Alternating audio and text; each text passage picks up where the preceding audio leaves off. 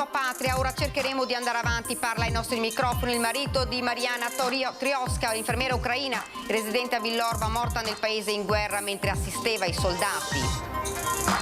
Solidarietà e cordoglio a Villorba per la scomparsa dell'infermiera 37enne Mariana. Era una persona concreta, siamo pronti ad aiutare i suoi figli anche dal punto di vista psicologico, dice il sindaco Soligo. Rimaniamo alla guida delle nostre regioni, da Trieste i governatori Zaia e Federica si smarcano da ruoli di governo, Maroni punta sul presidente Veneto per il dopo Salvini, le richieste del PD al futuro esecutivo. Faremo di tutto per preservare la sicurezza e la coesione sociale, così il prefetto, il nuovo questore nella giornata di San Michele, patrono della polizia, oggi celebrata nella chiesa di Santa Maddalena a Treviso. Un forte botto e lo schianto, paura questa mattina nel centro di Salgareda, dove per una manovra sbagliata un'auto ha sfondato la vetrata di un supermercato, nessuno fortunatamente è rimasto ferito. Treviso slittano al 2023 i cantieri degli interventi a Ponte Ottavi e al sottopasso di Via Sarpi, le cause fanno sapere da Casugan gli aumenti delle materie prime. Inaugurata questa mattina la nuova altalena inclusiva installata nel giardino del centro diurno Il Prato, nel quartiere di San Giuseppe a Treviso. Buonasera e ben ritrovati. Dunque questi titoli lo avete sentito, voleva aiutare la sua patria, ora cercheremo di andare avanti, parla ai nostri microfoni il marito di Mariana Trioska, l'infermiera ucraina residente a Villorba, morta nel paese in guerra mentre assisteva i soldati. Ieri i funerali nella sua città natale.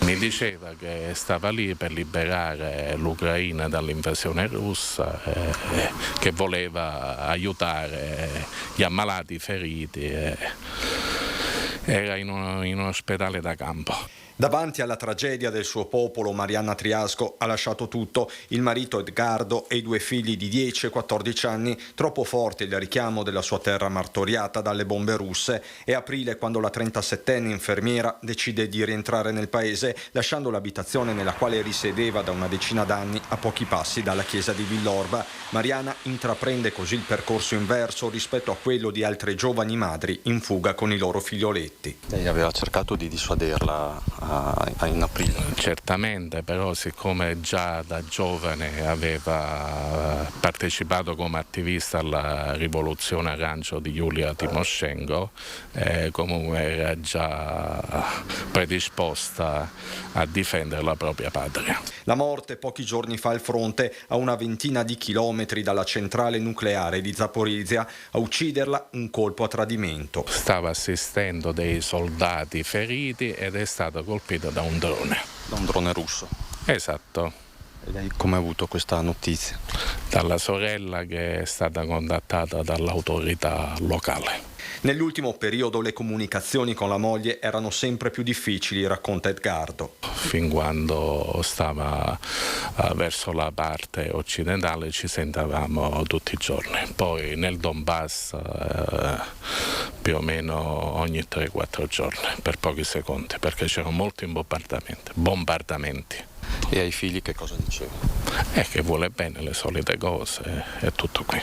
I funerali si sono tenuti nella città natale di Trostianets. Il feretro, avvolto nella bandiera ucraina, è stato accompagnato da un lungo corteo, come raccontano anche le televisioni del paese.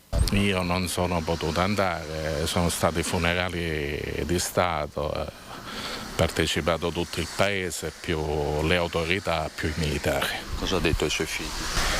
La verità, che dovevo dire. Come hanno reagito? Insomma, ci dobbiamo riprendere. Lei cosa pensa di tutto questo? È orgoglioso di quello che ha fatto? È più arrabbiato? Allora io ho tutto, orgoglio, rabbia, e spero che la guerra finisca presto in modo che non ci sono altri morti. Solidarietà e cordoglio a Villorba. Mariana era una persona concreta, siamo pronti ad aiutare i suoi figli anche dal punto di vista psicologico, dice il sindaco. Mariana era una persona molto discreta, come lo era il marito e come tutta la famiglia. Un encomio va al marito perché ha preparato i due figli a questa drammatica realtà che è avvenuta in questi giorni. Si metterà in contatto nelle prossime ore con i familiari di Mariana il sindaco di Villorba, Francesco Soligo. La morte della donna, impegnata al fronte per difendere il proprio paese, è la dimostrazione di quanto il conflitto in Ucraina riguardi tutti. Vorrei citare una frase che ho letto nei giornali del Santo Padre, dove che non dobbiamo far finta che sia un film di cowboy tra buoni e cattivi.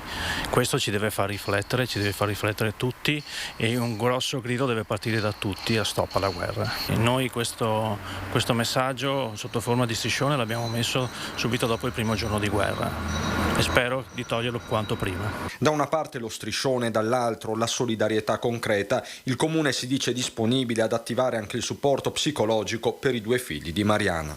Abbiamo dato la nostra disponibilità per tutti i supporti che possono aver bisogno sia i figli che il marito. Ho già ricevuto delle telefonate che sono pronti ad aiutare. Privati, parrocchie, associazioni di volontariato. C'è la volontà di fare rete, c'è la volontà di fare comunità soprattutto. Faremo di tutto per preservare la sicurezza e la coesione sociale, così il prefetto e il nuovo questore nella giornata di San Michele, patrono della polizia, oggi celebrata nella chiesa di Santa Maddalena a Treviso. Ci mettiamo il massimo impegno per essere sempre presenti, sempre anche vicino alle persone in difficoltà e alle problematiche che si possono sviluppare. Caro Bollette riguarda tutti, riguarda i privati, riguarda le aziende, riguarda anche i poliziotti, e su questo noi possiamo fare poco, possiamo essere vicini comunque alla collettività. Nel giorno del santo patrono della polizia San Michele, celebrato nella chiesa di Santa Maria Maddalena, è il nuovo questore di Treviso a ribadire la missione del corpo e le nuove sfide, attenti dunque alla sicurezza reale percepita, ma anche alla tenuta e coesione sociale in mesi che si preannunciano duri. L'impegno, rassicura il prefetto, è condiviso. Si vede un periodo difficile, abbiamo una congiuntura economica determinata dal caro delle materie energetiche che incide molto, un'inflazione che è risalita e vedremo come si svilupperà. Io nutro fiducia nelle azioni che il governo metterà in campo per superare queste difficoltà. Ci sono poi le sfide di sempre e su tutti la prevenzione dei reati contro il patrimonio. I furti in appartamento sono un fenomeno ondivago. L'autunno il cambio dell'orario ha sempre portato a un aumento di questi fenomeni. Ecco, cosa posso invitare i cittadini a farsi parte attiva nel difendersi? Chiudere le porte, chiudere le finestre, chiudere la macchina, stare attenti a chi si va, a chi si è intorno quando si va in giro. Inevitabile guardare agli incidenti stradali e ai numeri trevigiani in continuo aumento dopo l'estate più dura del recente passato. Da quando sono arrivata ho capito che in questa provincia è un tema davvero prioritario. La prevenzione è importante, mettere i cartelli, mettere i dissuasori, gli autovelox è importante, ma queste morti si abbatteranno quando ci saranno comportamenti virtuosi, e quindi ecco qui che voglio proprio sottolineare l'importanza dell'autodifesa. La giornata del Santo Patrono è poi proseguita al Museo di Santa Caterina, dove sono state consegnate le medaglie di commiato ai poliziotti andati in pensione. Medaglia al valore civile a Giuseppe Gallina Natto, che nel 2013 salvò un automobilista da un gesto estrema. È stata una nottata molto lunga, perché l'abbiamo riportato verso la nostra auto 8 volte. Alla nona non l'abbiamo più visto, sono andato a vedere e ho visto che era sull'argine del canale e lì si è gettato. Quindi lo ha salvato proprio fisicamente? Fisicamente, tirato fuori fisicamente proprio. Quindi si è buttato anche lei? Sì, per forza. All'interno del canale, dentro. Ritorna con la mente a quella notte del 2013 il sovrintendente Giuseppe Gallina, quando a Nervesa della Battaglia salvò la vita a un automobilista disperato e in preda ai fumi dell'alcol. La repressione che va di pari passo con l'umanità, per questo nel giorno di San Michele è stato premiato da questore e prefetto con la medaglia di bronzo al valor civile, con lui familiari che hanno condiviso una vita sempre in prima linea. Da una parte è un orgoglio, è una parte un impegno grande. Non ci sono orari di rientro in casa, quindi non si sa, se va bene e si ha sempre l'angoscia che arrivi sano e salvo insomma a casa. Il questore poi al Museo di Santa Caterina ha salutato i poliziotti andati in pensione nel 2021 e 2022, consegnando loro le medaglie di commiato e ringraziandoli per una vita dedicata al corpo, ma la divisa spesso resta addosso. Sono sempre stato in contatto con tutti i miei colleghi, qualche volta si fa anche qualche cena e quindi ci ritroviamo insomma. Si è poliziotti sempre? Si è sempre poliziotti. Continuiamo con la cronaca. Hanno forzato la feritoia in cui si inseriscono le banconote per pagare il carburante, riuscendo ad impossessarsi del denaro contenuto nella cassettina dei contanti. Poi si sono dati alla fuga, facendo perdere le proprie tracce. Ad essere presa di mira la colonnina self-service del distributore di benzina di Via Piave ad Altivole. Il colpo nella notte, un'azione fulminea dei ladri che hanno forzato in pochi istanti l'apertura riservata alle banconote, arrivando a mettere le mani sul denaro da quantificare l'ammontare dei soldi portati via e dei danni. Sul posto i carabinieri della compagnia di Castelfranco che stanno visionando i filmati delle telecamere della zona.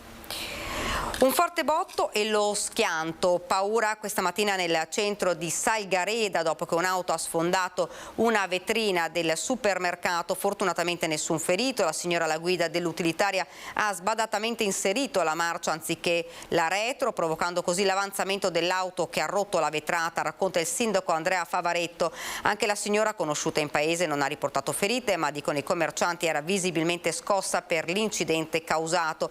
Non si conosce ancora l'entità del danno, ma il supermercato ha deciso comunque di rimanere aperto ai clienti anche nel pomeriggio. Nulla di grave per fortuna, conclude il sindaco, speriamo di poterci ridere sopra. E rimaniamo invece nelle nostre regioni. Rispondono così Zaia e Federica alla possibilità di un ruolo al governo, stessa risposta anche sulla possibile candidatura a segretario della Lega al posto di Salvini. Intanto il Partito Democratico si prepara ad un confronto sul risultato del voto. Io mi devo occupare del Veneto, fra l'altro avete visto che grosso progetto, forse il più grande della storia a livello nazionale che sta interessando il Veneto, è quello di Intel. E qui mi fermo perché non posso dire altro. E se io mollassi il Veneto significherebbe che molti dei progetti, non solo questi, rischierebbero di non vedere la luce. E ce n'è uno fondamentale per noi che si chiama autonomia. Mi piacerebbe continuare in Friuli Venezia Giulia, ricandidarmi, come ho sempre detto, ricandidarmi il prossimo anno e dopo ovviamente dipenderà dalla fiducia che vorranno darmi i cittadini di questa regione. È un coro unanime quello dei presidenti Luca Zaia e Massimiliano Federica, che hanno risposto a margine di un incontro a Trieste sulla possibilità di un ruolo nel nuovo governo. Resteranno insomma nelle rispettive regioni, rifiutando eventuali incarichi. Alla domanda su una possibile candidatura a segretario della Lega, come auspicato da Roberto Maroni, il governatore Zaia non lascia nessun dubbio. Non ho nulla da dire, dice, il mio cuore è in Veneto. A chi gli chiedeva se fosse possibile una staffetta con Federica nella segreteria della Lega risponde: ma che staffetta? Massimiliano è un bravissimo governatore, io spero, ma so che lo vuol fare, che si candidi ancora, ci sarà la sua candidatura e ci sarà un'altra occasione di governo, diciamo, da parte di una persona per bene di questa magnifica regione. Anche il Partito Democratico si prepara ad analizzare il voto, sicuramente deludente. Andrea Martella, segretario regionale sul congresso che dovrà eleggere il nuovo leader, ironizza: non siamo solo noi. Intanto è una notizia, se sarà vera, che anche gli altri partiti come la Lega faranno un congresso. Noi siamo abituati come sempre a confrontarci nel merito sull'esito dei risultati elettorali. Non c'è dubbio che nazionalmente questo nostro risultato sia stata una sconfitta. Letta se ne è assunto la responsabilità, non solo ha detto dobbiamo discutere di tutto questo, ma facciamo un vero e proprio congresso in cui rimettiamo al centro non tanto e solo il successore di Letta, quanto piuttosto l'identità che il Partito Democratico deve avere. Il nuovo governo, spiega Martella, dovrà pensare a risolvere questioni importanti ed urgenti. Oggi le famiglie hanno bisogno di risposte concrete che mettano al centro i loro bisogni, a cominciare da quelli di carattere economico. È per questo che noi abbiamo detto sempre fino a qui, anche durante questa difficilissima campagna elettorale, contrasto all'inflazione, tutela del potere d'acquisto delle famiglie, capacità di abbassare i costi delle bollette e di aiutare tutte quelle persone che stanno vivendo in una situazione di difficoltà. Ed ora andiamo a Treviso, slittano al 2023 i lavori a Ponte Ottavi e al sottopasso di via Sarpi a causa degli aumenti delle materie prime. Certi interventi che avevamo già programmato abbiamo dovuto rinviarli, non a date, però rinviarli di qualche mese proprio per questa impennata dell'aumento dei prezzi e anche per la non facile reperibilità delle materie prime. I rincari delle materie prime stanno bloccando l'avvio di alcuni cantieri anche a Treviso, una scelta obbligata nata dalla necessità di portare a termine i lavori già iniziati per non bloccarli. Le opere in essere, dopo il decreto del governo con le modalità di revisione dei prezzi, stanno procedendo senza ritardi. Discorso diverso per i progetti che dovevano prendere avvio quest'anno. La sostituzione di Ponte Ottavi con un ponte nuovo, abbiamo già il progetto esecutivo pronto, ritarderemo non di molto, ma ritarderemo l'inizio dell'opera. Il cantiere di Ponte Ottavi da 1.600.000 euro prenderà il via nel 2023, quando inizierà anche l'intervento di impermeabilizzazione del sottopasso di via Sarpi, 900.000 euro il costo. Durante la progettazione definitiva delle opere è necessario che l'importo per la loro realizzazione sia già stanziato, ma alla luce degli aumenti per attutirne l'impatto Casugana si è trovata costretta a spostare parte di questi fondi nei cantieri già in essere per evitarne il fermo. Gli interventi di Ponte Ottavi e via Sarpi sono stati dunque momentaneamente sacrificati con l'avvio dei lavori slittati, ma solo di pochi mesi, assicura l'assessore Zampese. Dobbiamo rimpinguare, come si dice, le casse. Abbiamo già comunque una buona fetta d'importo e poi quando avremo la sicurezza di farlo e farlo bene come vuole il progetto che abbiamo fatto, lo faremo. Emblematica in questo quadro la situazione del cantiere alla scuola Don Milani, interessata dall'ampliamento di palestra e mensa. Nel progetto iniziale l'edificio che ospitava le classi doveva essere ristrutturato, ma verifiche tecniche hanno fatto emergere problematiche per cui si è deciso di procedere con la demolizione dello stabile. Un intervento complesso che, complici i rincari delle materie prime, ha portato il costo totale a 2,5 milioni di euro in più rispetto alla spesa iniziale. A causa dell'inciviltà di alcuni, il parco Due Mulini di Castelfranco rimarrà chiuso fino a data da destinarsi. Questa è la reazione del centro culturale che lo gestisce a seguito dell'ennesimo atto di vandalismo. 2 giorni fa abbiamo trovato uno dei soliti episodi di non saprei nemmeno come definirlo, ci hanno rovesciato delle sedie, hanno svuotato il cestino delle immondizie per terra, abbiamo una giostra con palline che sono state buttate in giro, cose se vogliamo anche piccole, marginali, però ripetendosi nel tempo ti portano via la voglia di fare, quindi abbiamo deciso per qualche giorno di tenere chiuso il parco come indicazione. Una decisione sofferta ma che mira a sensibilizzare le persone al rispetto dei luoghi pubblici. Luoghi di scambio e di gioco come questo parco sono infatti pensati e strutturati in modo che ogni persona possa trovare il suo spazio. Chiuderlo significa dare un segnale forte a chi decide deliberatamente di deturparlo. Questa volta il fatto si è verificato durante l'orario di apertura. In altre occasioni noi abbiamo trovato immondizie eccetera di persone che erano venute nel corso durante la notte, scavalcando le recinzioni, qui a mangiare pizza e a bere, ma questo episodio è successo durante l'orario di apertura, in un momento in cui in struttura non c'erano sorveglianti tra virgolette, e quindi questo ci ha lasciato veramente l'amaro in bocca. Episodi di questo genere, dice il volontario, sono già accaduti in passato con una certa frequenza. Ora è il momento di dire basta. Giustamente arriva il momento in cui non te la senti più. Non sono mai successi grossi episodi, a parte, mi viene anche da ridere, a parte il pallone di una giostra che ne abbiamo cambiati 15 e la ditta che produce questa giostra ci ha detto che ne abbiamo rotti più noi che tutte le altre giostre analoghe in Italia sommate, e questo forse vuol dire qualcosa dei giovani di Castelfranco, voglio pensare, però non so. Il rammarico c'è perché, ci tiene a ricordare Silvio, le giostre presenti nel parco sono state tutte pensate per essere fruibili dai ragazzi diversamente abili. Giostre inclusive che sono state acquistate grazie a raccolte fondi e donazioni.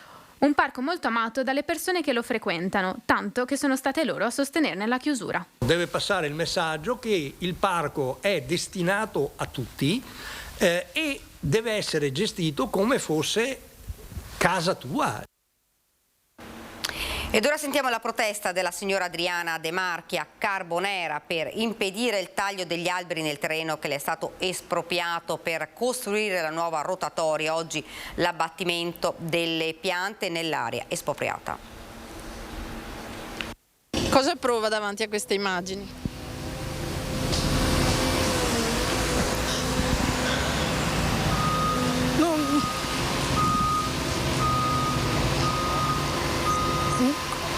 Cosa posso dirle?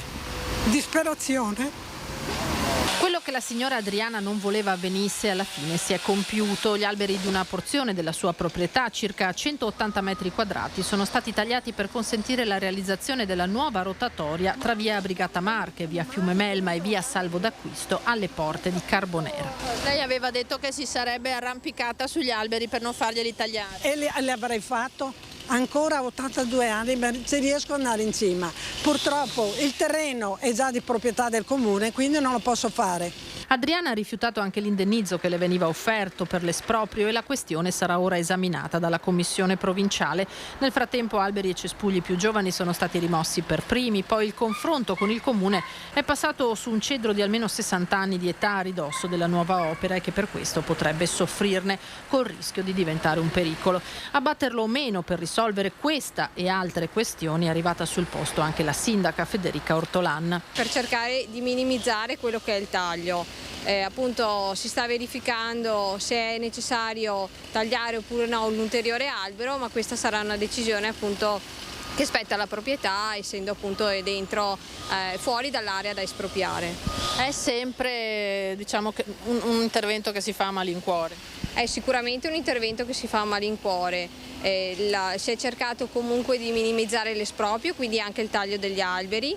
Ricordo per esempio che dall'altra parte della strada i salici piangenti verranno comunque tutti quanti salvaguardati, proprio perché è stato ridotto la circonferenza della rotonda. Alla fine l'albero è rimasto al suo posto e il comune ha ribadito l'impegno a non danneggiarlo in fase di lavori.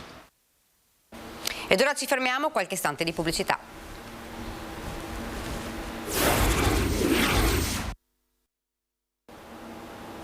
Siamo tornati nuovamente in studio, è stata inaugurata questa mattina la nuova altalena inclusiva installata nel giardino del centro diurno Il Prato nel quartiere di San Giuseppe a Treviso. Andrea. Bravo Andrea. E grazie a tutti quanti. Un taglio del nastro che ha il sorriso e la gioia dei 15 ospiti del centro diurno Il Prato che da oggi potranno usufruire della nuova altalena inclusiva collocata nel giardino della struttura.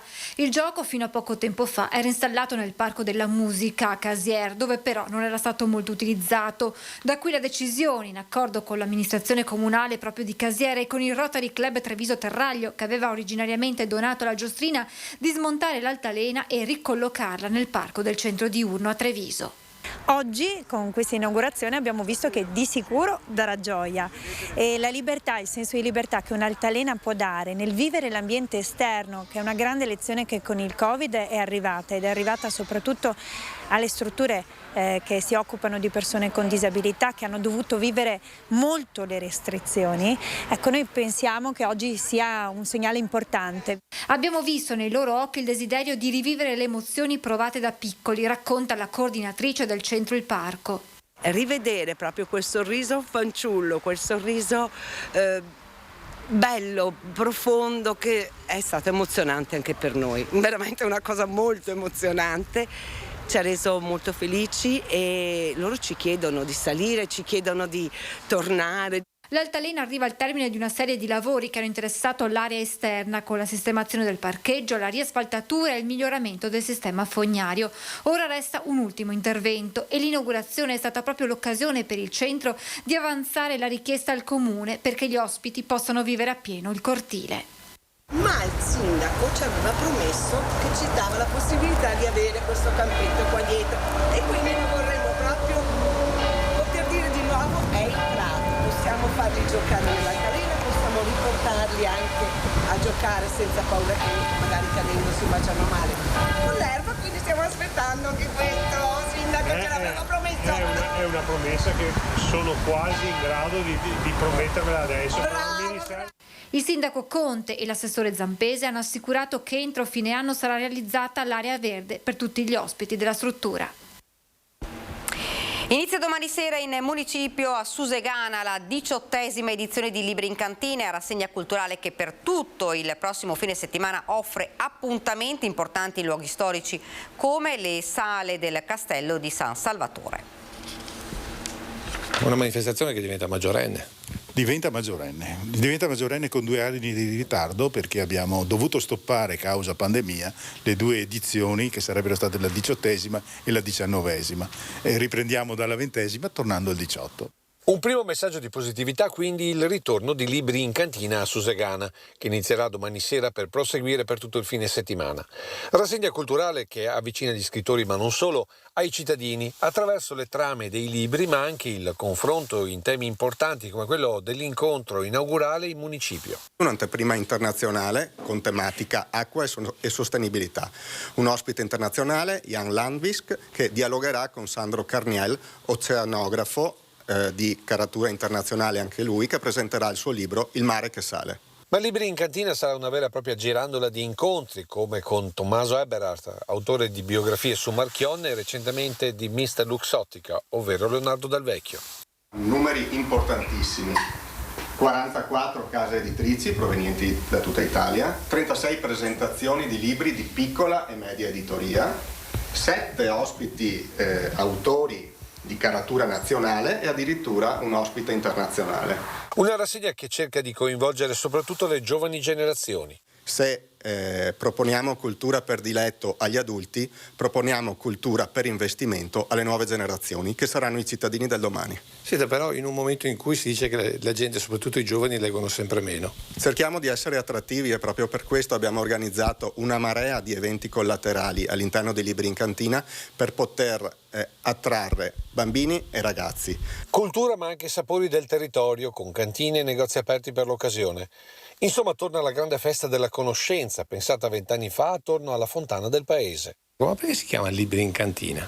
Ma Libri in Cantina ci piaceva perché aveva il doppio senso, perché logisticamente eravamo in cantina con l'alto e perché, sai, la cultura può essere anche in cantina, a te aspetta di portarla in soggiorno.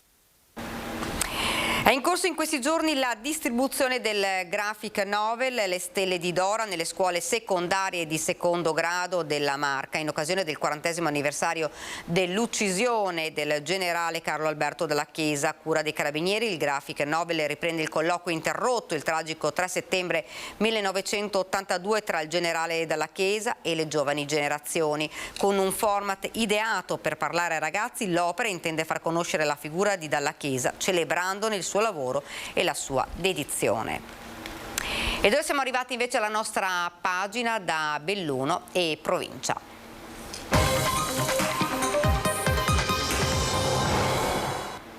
Unione Montana Belluno Ponte nelle Alpi. Il prefetto Savastano tende una mano agli enti locali per il risanamento dell'ente, la cui situazione è gravissima, fra presunti debiti, ritardi nei pagamenti e un blocco nella programmazione a causa del mancato rilascio del parere di regolarità sul bilancio 2020 da parte del revisore dei conti. Ultima chiamata per risolvere una volta per tutte la situazione critica dell'Unione Montana Bellunese, praticamente a un passo dal commissariamento. Il prefetto di Belluno ha convocato d'urgenza i sindaci dei comuni di Belluno e Ponte nelle Alpi. 2 ore fitte di riunione stamattina a Palazzo dei Rettori per indicare la strada maestra che potrebbe disincagliare l'ente dalle sabbie mobili in cui si è arenato, fra presunti debiti, ritardi nei pagamenti, inoperosità per problemi di personale e un bilancio, quello del 2020, bloccato dal revisore dei conti che ha chiesto accertamenti tuttora in corso. Il mio non vuole essere un intervento a gamba tesa, ma se intervengo è perché ho capito che ci sono delle difficoltà e partiamo da documenti contabili non approvati. Il prefetto non ha nascosto la sua preoccupazione, neppure quella dei sindaci di Belluno e di Ponte nelle Alpi, ed è bene che lo siano, ha detto Savastano, che ha teso loro una mano secondo il principio costituzionale della leale collaborazione. Abbiamo deciso di creare un'unità di missione, cioè l'Unione Montana, i 2 sindaci, i 2 comuni creeranno una task force, unità di missione. Abbiamo convenuto politicamente che questa è una priorità che non può durare 8 mesi, un anno. Stiamo parlando del consuntivo del 20 che doveva essere approvato l'anno scorso. A coordinare l'unità di missione sarà il segretario generale del Comune di Belluno, Francesco Pucci. Nel team dovranno essere impiegate le migliori risorse per avviare l'opera di risanamento dell'ente. L'unità di missione relazionerà ogni mese al prefetto, che a sua volta riferirà al Ministero. Sarà un periodo di lavoro intenso perché entro fine anno l'Unione Montana dovrà essere messa in sicurezza. Ci sono state delle difficoltà. Ora questa roadmap ci permette di avere un cammino, un percorso davanti, ritorniamo a monte, facciamo tutti gli approfondimenti e poi andiamo a pagare perché tutti i dati sono allineati. Il bilancio 2020 non è stato approvato perché abbiamo un parere negativo del revisore dei conti, quindi noi dobbiamo dare seguito alle richieste che lui fa perché sia tutto chiaro e poi andare all'approvazione. Io sono convinto che poi alla fine si troverà la possibilità di fare chiarezza e spero che alla fine non ci siano cose gravi. Come dato di sintesi non emergerebbero buchi di bilancio, però c'è un debito da 400.000 euro vantato dall'Unione Valbelluna e ritardi nei pagamenti denunciati dal Consorzio Dolomiti Prealpi. Sotto il profilo di eventuali responsabilità contabili e penali, il prefetto ha ammonito i sindaci. Conviene a tutti, noi, voi in particolare, che ci sia quest'opera di risanamento dell'ente perché potrebbe anche scongiurare profili di responsabilità.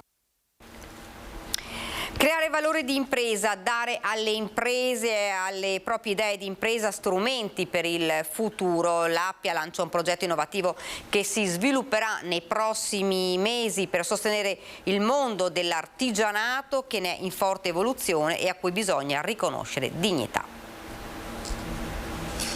Vogliamo sviluppare un percorso che sia un percorso molto concreto e che dia la possibilità, secondo noi, in un modello innovativo di rapporti anche con le istituzioni e con le imprese. Calare nel concreto iniziative rispetto a tematiche quanto mai d'attualità per le imprese, sostenibilità, formazione e innovazione. Appia CNA di Belluno, con il sostegno della Camera di Commercio di Belluno Treviso, mette sul tavolo un progetto articolato in 3 momenti di incontro e confronto. Non sarà la solita filosofia spicciola, mette le mani avanti il direttore Cristian Sacchette. Dobbiamo essere assolutamente pragmatici, vogliamo essere assolutamente pragmatici e dare risposte alle aziende concrete. Abbiamo bisogno di farlo però con un supporto accademico. Saranno le università di Padova e di Venezia a interagire con i partecipanti che potranno misurarsi con l'esperienza seminariale e di laboratorio. L'accesso alle date del 4 ottobre, 8 novembre e 2 dicembre è gratuito.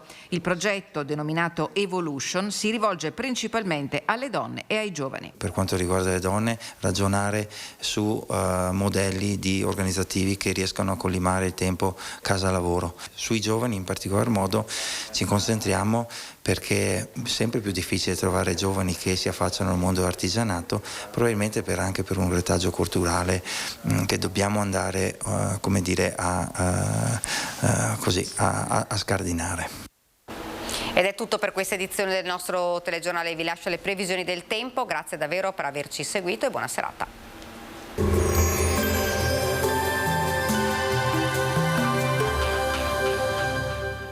Entra nel mondo Lolato. Da oltre 40 anni un team di professionisti per migliorare la qualità della tua vita. Centro del piede con servizi di podologia. Laboratorio per la produzione di plantarie e calzature su misura. Benvenuti al meteo. Una forte perturbazione di origine nord atlantica è attiva sul paese, portando un nuovo importante carico di precipitazioni. Il dettaglio di venerdì 30 settembre. Sul Veneto il mese si conclude con un cielo piuttosto nuvoloso e con piogge diffuse, più frequenti sulle zone centro-settentrionali della regione, anche a carattere di rovescio o temporale. Probabili rasserenamenti poi in serata. Temperature senza variazioni di rilievo, minime tra 9 e 14 gradi, massime invece comprese tra i 14 e i 19 gradi all'incirca. Spostiamoci ora sul Friuli Venezia Giulia, cielo coperto anche qui con piogge abbondanti e intense, anche temporalesche, specie sulle zone di pianura e sulla costa. Soffierà vento da sud, in genere moderato. Temperature minime sui 13-15 gradi, massime intorno ai 17-20 gradi. Infine diamo uno sguardo al Trentino Alto Adige, anche qui il contesto sarà di instabilità con molte nubi e piogge diffuse nel corso della giornata. Temperature minime intorno ai 10-12 gradi, massime sui 16-17 gradi. Dal meteo di Antena 3 per ora è tutto, grazie per l'attenzione, arrivederci.